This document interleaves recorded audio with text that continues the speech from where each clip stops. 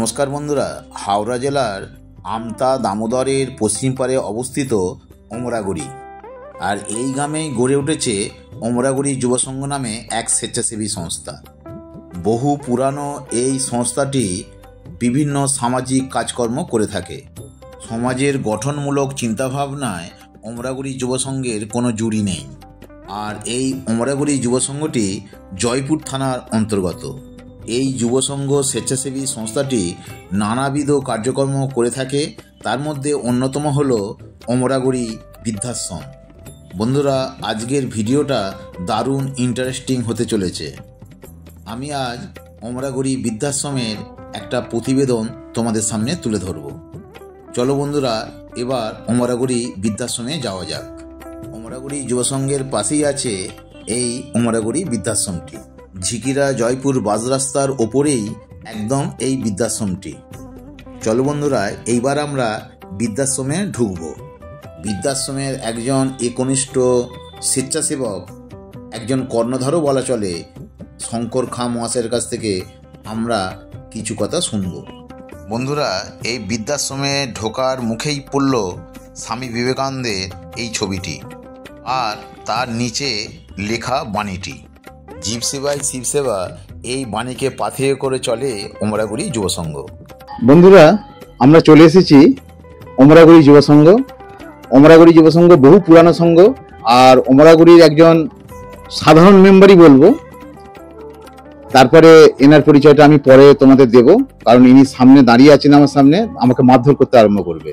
যাই হোক, এনার মুখে এই ওমরাগুড়ির যুবসংঘের যে ইতিহাস, ওমরাগুড়িতে কিভাবে বৃদ্ধাশ্রম গড়ে উঠেছে, ওমরাগুড়িতে কিভাবে মরণোত্তর চক্ষু দেহদান কেন্দ্র গড়ে উঠেছে, ওমরাগুড়িতে কিভাবে অ্যাম্বুলেন্স এসেছে, ওমরাগুড়ি যুবসংঘ তার আন্ডারে যে বৃদ্ধাশ্রম কিভাবে উত্তরোত্তর বৃদ্ধি পাচ্ছে, আমি এই শঙ্করদার মুখে শুনে নেব। দেখুন, ইতিহাস বলতে কি বলবো, এটা তো আমাদের জন্মের আগের ক্লাব। তবে যতটুকু শুনেছি যে ওমরাগুড়ি গ্রামটা সবসময় আদিকালেও দেখা গেছে সমাজ সেবামূলক বিভিন্ন ধরনের কাজ করার চেষ্টা করে। তো প্রথমে আমরা শুনেছি ওমরাগুড়ি সেবক সমিতি বলে একটা প্রতিষ্ঠান ছিল। তখনকার এই অনুযায়ী এনারা কি করতেন যে সেই সময় কলেরা বিভিন্ন মারণ অসুখের জন্য বিরুদ্ধে লড়াই করত, সমাজে কাজ করত, এবং তখন বিভিন্ন সম্প্রদায়ের মধ্যে অসুবিধা ছিল। ওই দাহ করার সময় ওকে এড়াতে যাবে না, ওই করবে না, এই করে করে যখন কলেরায় সব মারা যেতে শুরু করলো, তখন অনেকেরই বাড়িতে, যারা আমরা এখনো যে SC ST বলি আর কি, ওদের এতে কেউ যেত না। কিন্তু এই যুব সংঘ না, তখন যুব সংঘের উৎপত্তি নেই, সেবক সমিতি সকলে মিলে দল মিলে গিয়ে তাদেরকে গিয়ে দাহ করা এইসব কাজগুলো করতে করতে সেবা সমিতি আস্তে আস্তে আলুপ্ত হয়ে গেল। তার কিছুদিন পরে গ্রামের কিছু যুবক ইউথ ওরা এসে শুরু করলো যে না, এটা তো ভালো কাজ ছিল, আমাদের এইভাবে করতে হবে। তো সেই সময়ে কিছু আমাদের যারা ক্লাব প্রতিষ্ঠাতা আর কি, তারা এখন আমাদের মধ্যে নেই। তো ওনারা সেই সময় একটা ওমরাগুড়ি যুব সংঘ বলে একটা প্রতিষ্ঠান শুরু করে। নাম থাকলেও যুব সংঘ নাম থাকলেও কিন্তু সমাজসেবামূলক প্রতিষ্ঠান ছিল, অন্য কোনো কিছু করতো না। তো তার পরবর্তীকালে আমরা আস্তে আস্তে, যখন খুব ছোট, আস্তে আস্তে আমরা ক্লাবের সঙ্গে যুক্ত হলাম, হয়ে আজকে হয়তো আমরা একটা কর্মকর্তার এতে এসে গেছি। তো বর্তমানে যেটা স্বীকার করতে হয় যে আমরা যে ভলান্টারি মানসিকতা নিয়ে এখানে কাজ করতে আসি, সেই ভলান্টারি মানসিকতার আস্তে আস্তে সব শেষ হয়ে গেছে। কারণ আমরা এখন দেখি যুব সংঘের আমরা কর্মকর্তা, পরবর্তী প্রজন্ম সেইভাবে আগিয়ে আসছে না। আমাদের যুব সংঘের বর্তমানে বিভিন্ন উইংস আছে, যেমন দাদা বললেন যে বৃদ্ধাশ্রম তো অনেক পরে শুরু হয়েছে, 2009-এ। তার আগে 2004-এ আমরা মরণোত্তর চক্ষু দেহদান সংগ্রহ করেছি, কেন্দ্র শুরু করেছি। তারও আগে আমাদের এখানে কালচারাল এবং এডুকেশন লাইনে আমাদের 6টা স্কুল আছে বাচ্চাদের, 2টো প্রাইমারি, বাকি প্রি প্রাইমারি। তো বিভিন্ন স্কলারশিপ দেওয়া হয় ছাত্রদের, এরা ভালো ভালো জায়গায় প্রতিষ্ঠিত হয়েছে, তারাও বিভিন্ন সময় করে। তো আচ্ছা শঙ্করদা, আপনাকে একটু থামাচ্ছি ব্যাপারটা। বলছি, আপনি বললেন মরণোত্তর চক্ষু দেহদান কেন্দ্র 2004 সালে গড়ে উঠেছে, তাই তো? 2004 সাল থেকে আপনারা এখনো পর্যন্ত কতগুলো বডি বা কতগুলো চোখ আপনারা কালেকশন? আমরা 500-র কাছাকাছি পেয়ার চোখ কালেকশন করে আই ব্যাংকে জমা করেছি। আর বডি আমাদের 60টার মতো বডি আপাতত এখনো পর্যন্ত সংগ্রহ করে দান করানো সম্ভব হয়েছে। আচ্ছা 60টা বডি হ্যাঁ আর 500 পেয়ারের উপর চোখ হ্যাঁ আপনারা দিয়েছেন। মানে বন্ধুরা চারটিখানি ব্যাপার নয়, এরকম একটা প্রতিষ্ঠান প্রত্যন্ত গ্রামে এত বড় একটা মহৎ কাজ করছে প্রচারের আলোর বাইরে, এটা একটা দৃষ্টান্ত স্বরূপ আমাদের কাছে। যাই হোক, আপনি আরো কালচারাল প্রোগ্রাম বলতে আর কি কি ধরনের কাজ হয় এখানে? কালচারাল প্রোগ্রাম যেগুলো আমাদের রবীন্দ্র জন্মজয়ন্তী কেন্দ্রিক বাৎসরিক উৎসব হয়, ওই সময় ধরুন আবৃত্তি, নাচ, গান, আঁকা, বসে আঁকো বিভিন্ন ধরনের কম্পিটিশন হয়ে আসছে 70 বছর। যেমন ধরুন আমাদের মেধা পুরস্কার আমরা আগেকার দিনে আমাদের এরিয়ার 6টা স্কুলের 5 থেকে 9 পর্যন্ত ফার্স্ট সেকেন্ড বাচ্চাদের উৎসাহ দেওয়ার জন্য পুরস্কার দিত, এবং এই অঞ্চলের মাধ্যমিক উচ্চ মাধ্যমিকের যারা পরীক্ষার্থী সর্বোচ্চ নাম্বার পায় তাদেরকে নিয়ে। কিন্তু পরবর্তীকালে আমরা এটাকে একটু চেঞ্জ করেছি, যে আমরা দেখেছি যে যাদেরকে মেধা পুরস্কার দিয়ে এতদিন ধরে সম্মানিত করেছি সমাজের বুকে, তারা বর্তমান সময়ে একটু দৃষ্টিকোণ চেঞ্জ করলে দেখা যাচ্ছে তারা কিন্তু তাদের টার্গেটের পেছনে ছুটতে দেখা যায় যে এই সামাজিকতা, তাদের নৈতিকতা অনেক কিছু ভুলে গিয়ে তাদের টার্গেটের পেছনে ছুটতে তাদের বাবা মায়েরাই দেখেছি এই বৃদ্ধাশ্রমে এসে হাজির হয়। তো যখন আমরা 2009-এ বৃদ্ধাশ্রম শুরু করলাম, তখন থেকে আমাদের চিন্তা ভাবনাটা একটু চেঞ্জ করতে লাগলো। এখন আমরা এই মানবিক পুরস্কার, আপনবোধ মানবিক পুরস্কার বলে একটা পুরস্কার শুরু করেছি। আমাদের উদ্দেশ্য কি, বেশি নাম্বার ফার্স্ট বয়ের দরকার নেই, যারা সাধারণভাবে করে, যারা শুধু নাম্বারের ভিত্তিতে যদি আমরা ভালো ছেলে বলি, সেই আজকালকার দিনে সেটা নয়। আমি এখানে শঙ্করদাকে একটু থামাচ্ছি, বন্ধুদের একটু বলছি, বন্ধুরা দেখো মানে একটা কিরকম ধরনের মানসিকতা এই অমরাগুড়ি যুব সংঘের, যে উনি বললেন যে ভালো লেখাপড়া, ভালো নাম্বার পেলেই শুধু হবে না, তার মধ্যে মানবিক বোধ যদি না থাকে তাকে ঠিক ভালো বলা যাবে না। সেই জন্য ওনারা চালু করলেন মানবিক পুরস্কার। আগে ছিল মেধা পুরস্কার থেকে এখন ট্রান্সফার হয়ে মেধা পুরস্কার চলছে, তার সাথে কন্টিনিউ হচ্ছে, তার সঙ্গে এটা নতুন অ্যাডিশন হলো। আচ্ছা যাক, এবার এই বৃদ্ধাশ্রম সম্পর্কে যদি একটু কথা বলেন, আপনার সঙ্গে একটু ঘুরতে ঘুরতে আমরা বৃদ্ধাশ্রমটা দেখবো এবং বৃদ্ধাশ্রমের কথা জানবো। বৃদ্ধাশ্রমটা আমরা 2009 ফেব্রুয়ারিতে শুরু করি। এটাও একটা শুরু হওয়ার কারণ হচ্ছে আমাদের এখানে বন্যা প্রবণ এরিয়া, তো বিভিন্ন সময় বিভিন্ন বছরে প্রচুর বন্যা হয়। তো বন্যাতে বিভিন্ন রিলিফ কাজ হয়, বিভিন্ন প্রতিষ্ঠান আসে, আমরা আমাদের সেন্টার থেকে, নিজস্ব সেন্টার থেকে বন্যা পীড়িত মানুষদের, বিশেষ করে দুঃখী যারা এই গ্রস্ত, তাদেরকে আমরা কিছু রিলিফ দিয়ে সহযোগিতা করি।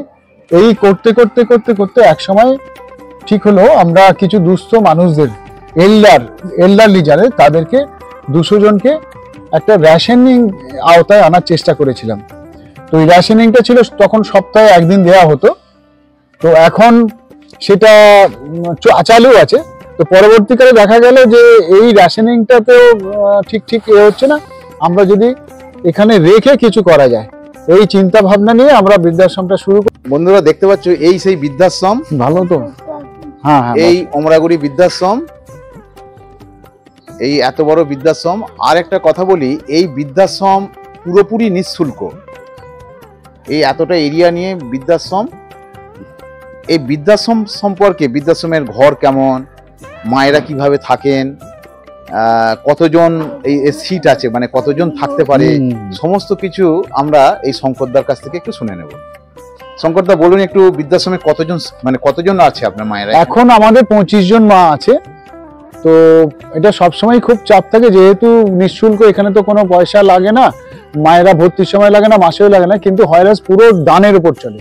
বিভিন্ন ব্যক্তি প্রতিষ্ঠান, বিভিন্ন এরা এই দানের উপর নির্ভর করে। আমরা প্রথমে ধরুন এখানে আমাদের প্রথম যেটা শুরু করেছিল, মানে টিনের চাল ঘরে শুরু হয়েছিল, সেটা এখন এক্সটেনশন হয়ে পাশে বড় বিল্ডিং হয়ে গেছে, একতলা থেকে দোতলা, আবার জানি না কোনদিন হয়তো 3 তলাও হতে পারে, সেটা আমরা জানি না। তো এইভাবে বিভিন্ন সহযোগিতা এখনো চলে যাচ্ছে। আমাদের অ্যাকোমোডেশন 46টার মতো আছে, কিন্তু আমরা আপাতত রাখতে পেরেছি মায়েদের 25টা। পরবর্তীকালে আরো সহযোগিতা পেলে আরো মায়েদের সংখ্যা বাড়বে। এখানে বৃদ্ধাশ্রমে কতগুলো রুম আছে? এখানে ধরুন এইরকম নিচে 3টে রুম, ডরমেটরি সিস্টেম, একটা রুমে 3টে 6টা করে খাট দেওয়া আছে, তক্তপোষ। আচ্ছা। আর উপরে 3টে, এই 3টে 6টা দেওয়া আছে।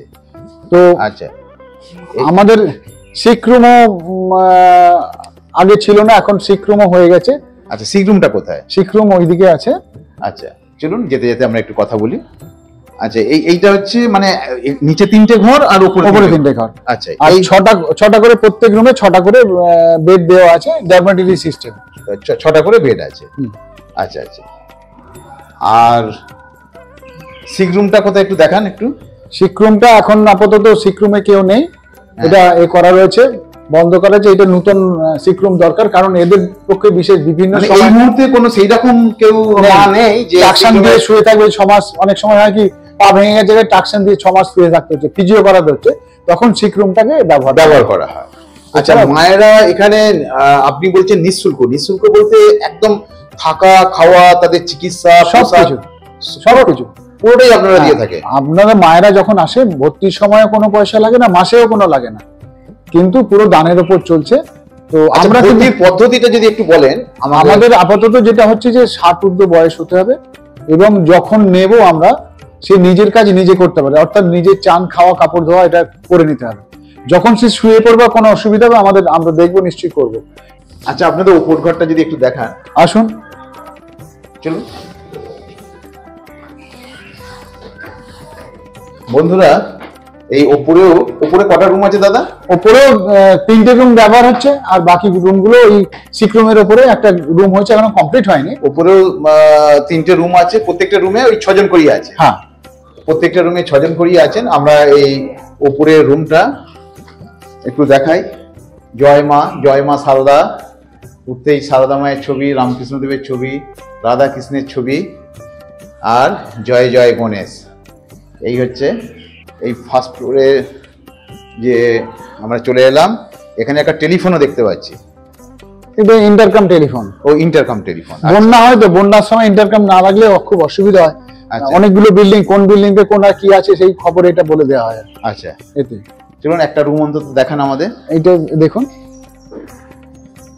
এই একটা রুম, এই মায়েরা আছেন।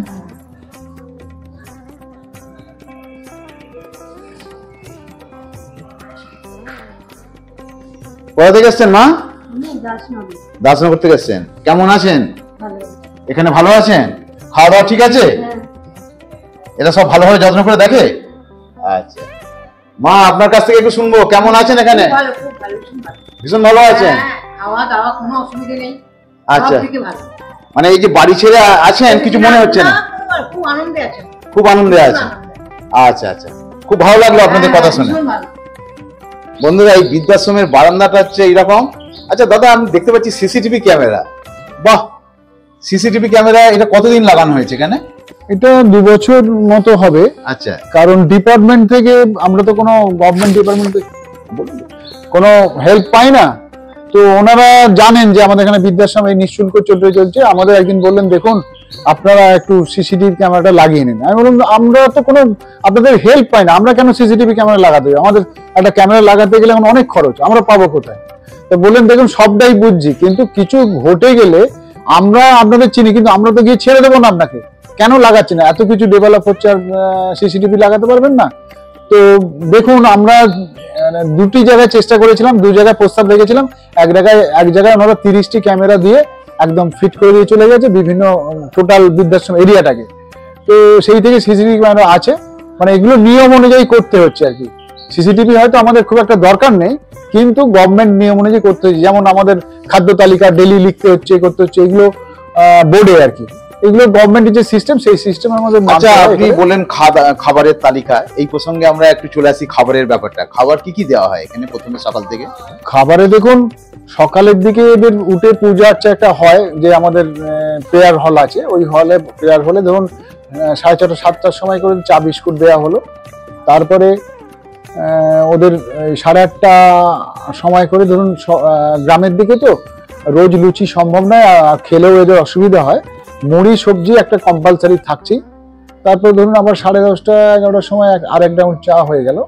তারপরে দুপুরবেলার দিকে যেটা হবে, ধরুন একটা ডাল ভাত, একটা ভাজা, আলু করলা ভাজা, হয়তো একটা সবজি, মাছ, একটু চাটনি পাঁপড়, আর সব দিন না কোনো দিন একটু মিষ্টি টিষ্টি দেওয়া হলো। আবার এদের 3টের সময় চায়ের রাউন্ড এসে যায়, চা বিস্কুট দিয়ে হয়ে গেল। হবার পরে ওদের 6টার সময় একটা ছোট শুকনো টিফিন, ধরুন মুড়ি, ঝুরি ভাজা এই টাইপের দেওয়া হয়, কিন্তু প্রত্যেকের কাছে আলাদা করে মুড়ির ডিপে করা আছে, কারণ সবাই তো টাইমের খাওয়া হয়তো ভালো লাগছে না, তখন নিল না, সে ওইটা ওর মধ্যে ওরা ওই খাবারটা যখন খুশি নিয়ে খেতে পারে, আবার শেষ হয়ে গেলে আবার ওদেরকে ভরে দেয়। এরপরে একদম সেই 8:30 নাগাদ ওদের ধরুন রুটি, সবজি, মিষ্টি ফিষ্টি এই জাতীয় দিয়ে দিনটা শেষ হয়। এই শুনছিলাম এখানে প্রচুর চোখ অপারেশন করা হয় এই অমরাগুড়ি যুব সংঘের থ্রু দিয়ে। সেই চোখ অপারেশনের ব্যাপারটা যদি একটুখানি বলেন তাহলে আমার বন্ধুদের জানাই। তো আমাদের এখানে দেখুন, তখন এই বৃদ্ধাশ্রম যেখানে এই বিল্ডিং এ দাঁড়িয়ে কথা বলছি, এই বিল্ডিং হয়নি। তো আমাদের চোখ অপারেশন শুরু হয় 9-এর দশক থেকে, মানে 89 এইরকম সময় থেকে শুরু হয়। তো এখন তো প্রতি মাসে অপারেশন সব বিনা পয়সায় হয়, প্রতি মাসে 100, 110, 15, 20 বা 90 এরকম ক্যাটারাক্ট বেছে নিয়ে অপারেশন করা হচ্ছে, এবং তাদের চশমা সমস্ত কিছু আছে। সবটাই কিন্তু স্পন্সর ভিত্তিক, কোনো না কোনো প্রতিষ্ঠান এটা সহযোগিতা করছে। আমাদের নিজস্ব আই ক্লিনিক আছে, সেখানে পরের এগুলো করে নেওয়া হয়, পোস্ট অপারেটিভ যত আছে চেক আপগুলো এইভাবে চলছে। তো আমরা বিভিন্ন মানুষের কাছ থেকে বিভিন্নভাবে সহযোগিতা পাচ্ছি, সবটাই স্পন্সর ভিত্তিক। এরকম সহযোগিতা না পেলে এত কাজ করা কোনোদিনই সম্ভব নয়। তো বন্ধুরা, এই যে বলছেন যে অমরাগুড়ি যুব সংঘ এত নানাবিধ কাজ করে, আপনি আমার বন্ধুদের কাছে কি বার্তা পৌঁছে দেবেন? দেখুন, আমরা পাবলিসিটি প্রিয় নয়, আমরা যে একটুখানি কাজ করে এত দেখিয়ে শুধু চাইবো সেটা নয়। আমাদের প্রথম বার্তা হচ্ছে, যদি ভালো লাগে আগে এসে দেখুন, তারপর ভাবুন। আমাদের কতগুলো নিয়ম আছে, আমরা রিসিপ্ট ছাড়া নিই না। যেসব কারেন্টসে মাল আসে, আমাদের যে প্রাপ্তি শিকারটা দেখবেন, এখানে দেখবেন টিভি, ফ্রিজ, আলমারি, যেখানে যা কিছু লেখা আছে দেখবেন দান কারা দিয়েছে লেখা থাকে। এবং কারেন্টসে যেসব মাল আসে, বিভিন্ন ধরনের বসার শপের মাল, এইসব সমস্ত আমরা খাতায় রেজিস্টার করি। তো আমরা মানুষকে প্রথম বলি, আগে এসে দেখুন, তারপর ভাবুন। ওই আপনারা কানে শুনলেন আর শুনে তারপর বললেন আহা ভালো ভালো, এটা আমরা চাই না। আমরা কাজ করি, যেরকম নিজেদের মতো করে কাজ আগে দেখে আপনারা সহযোগিতা করবেন, আমরা সবসময় আপনার কাছে নেব। শঙ্করদা, এইখানে আমি শুনলাম যে অন্নপূর্ণা যোজনা বলে একটা প্রকল্প চালু আছে, সেই অন্নপূর্ণা যোজনার ব্যাপারটা যদি একটু বলেন। বা এখানে অনেকেই দেখতে পাচ্ছি, শুনলাম আর কি, যে অনেকে জন্মদিন পালন করতে আসছে, অনেকে মানে বিবাহ বার্ষিকী পালন করতে আসছে, অনেকে বাবা মায়ের বাৎসরিক বা মানে জন্মদিন বা মৃত্যু দিবসটা পালন করতে আসছে, সেটা একটু যদি বলেন। দেখুন, আমাদের বৃদ্ধাশ্রমে একটা অন্নপূর্ণা যোজনা বলে করা হয়। এটার অর্থ হচ্ছে, সকাল থেকে রাত্রি পর্যন্ত মায়েদের যারা খাওয়ার ব্যবস্থা করে, সেটা বিভিন্ন পারপাস হতে পারে, জন্মদিন হতে পারে, কারো স্মরণে হতে পারে, বা ম্যারেজ সেরেমনি, যে কোনো ধরনের এতে, বা এমনিতেও হয়, আসে। ওনারা হয়তো সেই ডেটটা আগে থেকে বুক করতে হয়, কারণ এমনি এসে সঙ্গে সঙ্গে বললে হয় না, ডেটটা বুক করতে হয়। এই যে আমাদের 25 জন মা আছে, আরো যেসব আমাদের যারা সহকর্মীরা আছেন, কাজ করেন, এদেরকে নিয়ে সকাল থেকে রাত্রি পর্যন্ত খাওয়ার ব্যবস্থাটা হয়। এটাকে বলা হয় অন্নপূর্ণা যোজনা। আর একটা আছে অঞ্জলি যোজনা, যে অনেক ব্যক্তি প্রতিষ্ঠান বা বিভিন্ন এরা ওই একজন মায়ের দায়িত্ব নিয়ে নেন। যারা হয়তো বললো যে আমি একটা মায়ের দায়িত্ব কি দুটো মায়ের দায়িত্ব নেবো, তারা ওই যে অ্যামাউন্টটা একটা থাকে, সেই অ্যামাউন্টটা তারা যে কোনো ভাবে দিতে পারে, মাসে মাসে দিতে পারে, 2 মাসে দিতে পারে, 3 মাসে, 6 মাসে বা বছরে একবার, যে কোনো ভাবে দেয়। এই দুটো যোজনা আমাদের আছে, একটা হচ্ছে অন্নপূর্ণা, একটা হচ্ছে অঞ্জলি। দুটোর মধ্যে তফাৎ এইটা, একটা হচ্ছে একদিনের, আর অঞ্জলিটা হচ্ছে যে একজন মা, 2জন মায়ের দায়িত্বে সারা মাসের। এটা যে যখন দায়িত্ব নেয় নিতে পারে, সে হয়তো 2 বছর পরে, 1 বছর পরে বললো আমার একটু অসুবিধা আছে, কোনো অসুবিধা নেই। আবার কারাও হয়তো কন্টিনিউ চালাচ্ছে। এরকম প্রতিনিয়ত বিভিন্ন সময়ে এরা আসছেন, বিভিন্ন ব্যক্তি প্রতিষ্ঠান, এইভাবেই আমাদের এগুলো চলছে। আগামী দিনে যদি কারোর কিছু মনে হয়, আপনারা আগে এসে দেখবেন, তারপর ভাববেন, আমাদের এইটুকুই অনুরোধ। আর আপনাদের কাছ থেকে আমরা যাদের কাছ থেকে আমরা দান গ্রহণ করি, আমরা আমাদের একটা নিজস্ব প্রিন্সিপাল আছে, যে আমরা জোর করে কাউকে কোনোদিন কিছু বলি না যে এই দিতে হবে, করতে হবে। সেটা যে ইচ্ছে করে তাকে আমরা, যে যদি মনে করে যে আমরা কিছু দেবো, তখন আমাদের 3টে অপশন দিয়ে দিই। সেই 3টে অপশনের মধ্যে ডোনার যেটা পছন্দ করে সেটাই দেয়, এবং সেইভাবেই আমরা এ করি। আর প্রাপ্তি স্বীকারটা ওইভাবে করি। লাস্ট কোশ্চেন আপনার কাছে, এই যে মায়েরা আছেন এখানে, এনাদের বিনোদনের জন্য কিছু ব্যবস্থা আছে? বিনোদনের বলতে দেখুন একটু এখন তো টিভির ব্যাপার, মায়েরা সব সময় কি করবে, টিভি ওরা যে আমাদের এখন যেটা প্রেয়ার হল বা এই আছে ওখানে টিভি আছে, ওনারা যে যখন সময় মতো টিভি দেখছে। তারপর তো সকাল দুপুর বিভিন্ন সময় পুজো আর্চা অনেকেই করছেন, করে চালাচ্ছেন। আর ঘুরতে যাওয়া বলতে বছরে একটা দিন কম্পালসারি আমাদের এখান থেকে ঘুরতে নিয়ে যাওয়া হয় এ করে। তারপর বিভিন্ন সময় কারাও হয়তো বললো যে চলুন আমরা একদিন ঘুরিয়ে নিয়ে আসি, এরকম মাঝে মাঝে এরা আসে বিভিন্ন সময় ঘোরান, এইরকম ধরনের বিনোদন। আচ্ছা, আর কীর্তন গান টান এরকম ধরনের? হ্যাঁ, সে তো আছেই। কিছু মানুষ আছে যে আজকে বৃদ্ধাশ্রমে কীর্তন হবে, এই আগামী রবিবার হয়তো একটা কীর্তন গান হবে। এবং আমরা দেখেছি কি ধরুন কোনো দল তারা 50-60 হাজার টাকা করে বাইরে নেয়, এই বৃদ্ধাশ্রমে এসে হয়তো খুব মিনিমাম এতে গাড়ি খরচটা এটা দিলে করে যান। এবং আমাদের এখানে বিভিন্ন ধরনের সেলিব্রিটি আসেন, যারা ধরুন শুভ দাশগুপ্ত, সতীনাথ মুখোপাধ্যায়, এরা বিভিন্ন সময় আসেন, এসে হয়তো এসে খাওয়া দাওয়া করলো 1-1.5 ঘন্টা, মায়েদের একটু বিভিন্ন ধরনের কবিতা বা গান টান শোনালো, শুনিয়ে চলে যাচ্ছেন। এইরকম বিনোদনমূলক অনুষ্ঠান বিভিন্ন সময় হয়। এবং এখানে সব থেকে বড় একটা যে প্রত্যেক মায়েদের জন্মদিন পালন করা হয়, সেটা একটা আমাদের গীতাঞ্জলি ট্রুপ বলে মেয়েদের গ্রুপ আছে, এখানকারই মেয়েরা, এখানকার না যে কোনো জায়গায় মেয়েরা এরা অংশগ্রহণ করতে, শুধু মেয়েদের গ্রুপ।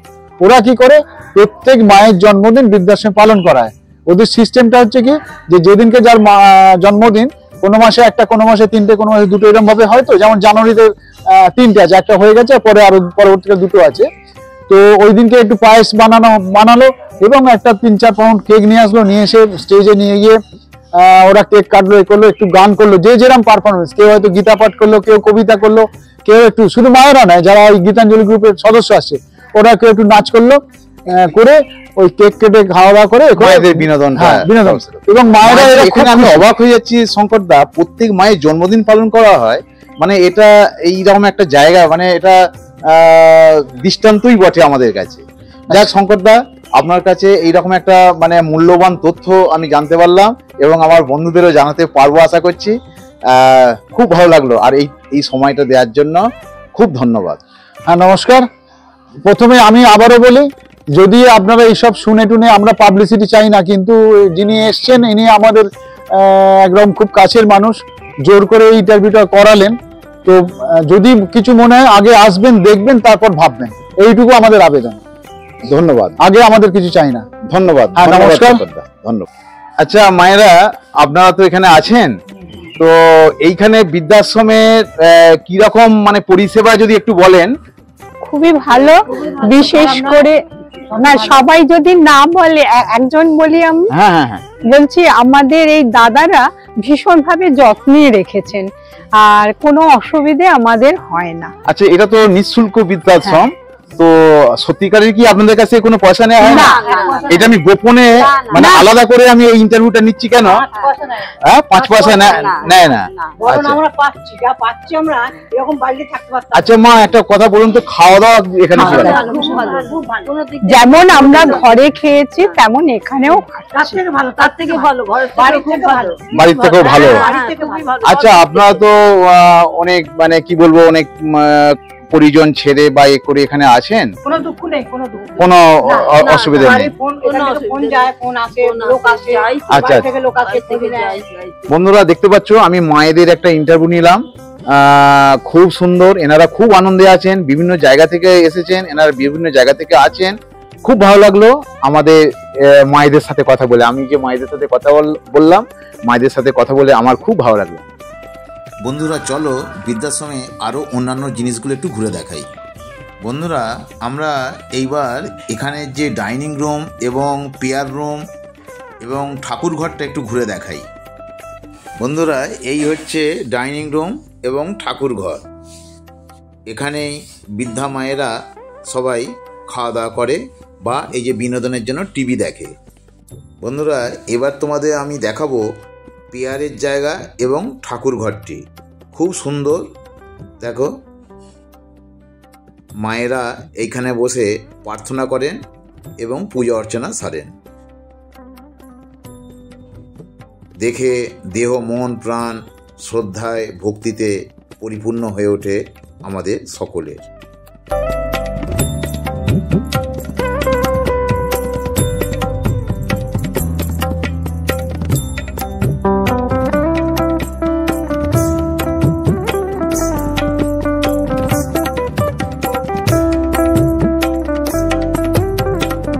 এবার আমরা চলে এলাম রন্ধনশালা। এই হচ্ছে রন্ধনশালা। আজকে এখানে অন্নপূর্ণা যোজনা চলছিল, সেই জন্য বাইরে রাঁধুনি দিয়ে রান্না করানো হয়েছিল। আপনি একটা দৃষ্টান্ত তৈরি করলেন আজকে। ইনি হলেন মঞ্জুমা, বৃদ্ধাশ্রমের মা, আমাদের সকলের মা। উপজনী পেয়েছে, ছাড়বে? আমি ছাড়বো কেন? হ্যাঁ, আসুন আসুন আসুন আসুন। এই আরেকটা আমার খুব ভালো বন্ধু গোবিন্দ। আরে আরে আসুন আসুন আসুন, খুব ভালো গোবিন্দ। দেখো সব চান্স নিয়ে নিল, বুঝলি? এই মঞ্জুমাকে কেউ সারদা মা বলেন, কেউ বলেন মাদার টেরেসা। যাই হোক, ইনি সবার মা, সবসময় প্রচারের আড়ালে থাকেন ইনি। দাদা, আমি যেটা বললাম যে আপনি কিভাবে অনুপ্রাণিত হলেন এই অমরাগড়ির প্রতি, অমরাগড়ির প্রেমে কিভাবে পড়লেন, সেইটা আমার বন্ধুদের একটু জানান প্লিজ। আসলে আমি তো দক্ষিণ ভারতীয় ছেলে, আমার বাবার কোনো বাঙালি বন্ধু ছিল না। আমার স্কুলিং হয়েছে কামল স্কুলে, যেখানে ইংলিশ মিডিয়াম, তারপর হিন্দি স্কুলে পুরো হিন্দি মিডিয়াম, বাঙালি বন্ধু বলে ছিল না। আর আমাদের বাড়ি ছিল গড়িয়াহাট মোড়ে মেন রাস্তায়, তো কোনো পাড়া বয়সী ছিল না যে পাড়া বন্ধুরা হবে, বাঙালি বন্ধু হবে।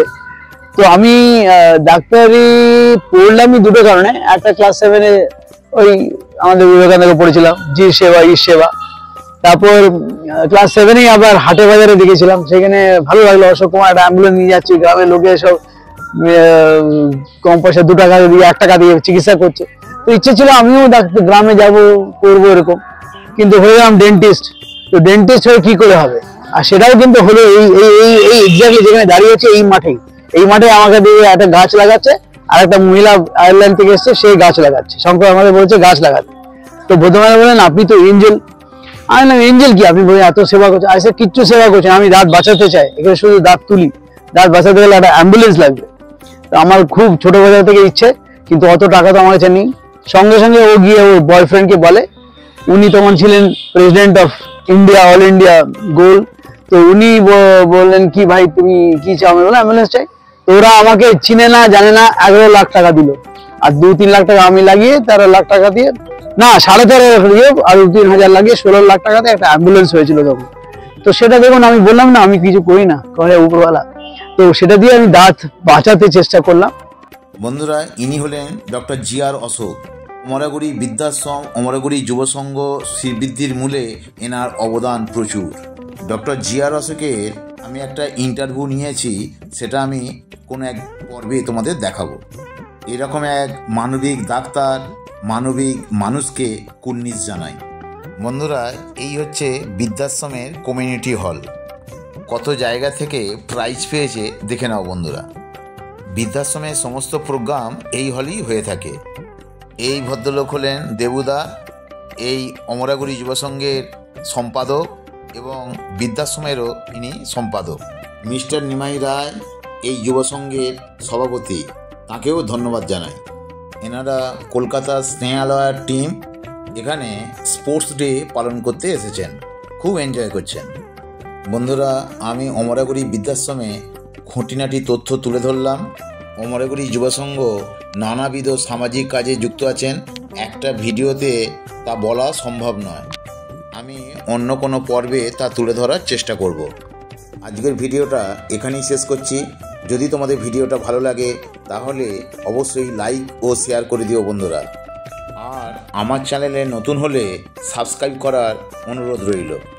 সহৃদয় মানুষের কাছে আমার বিনীত নিবেদন, সাধ্যমতো এই সংস্থার কাছে সাহায্যের হাত বাড়িয়ে দিন। জীব সেবার মধ্যেই শিব সেবার পুণ্যার্থ লাভ করুন। মানব সেবাই হোক আমাদের মূল ধর্ম। খুব খুব ভালো থেকো বন্ধুরা। Bye bye, take care.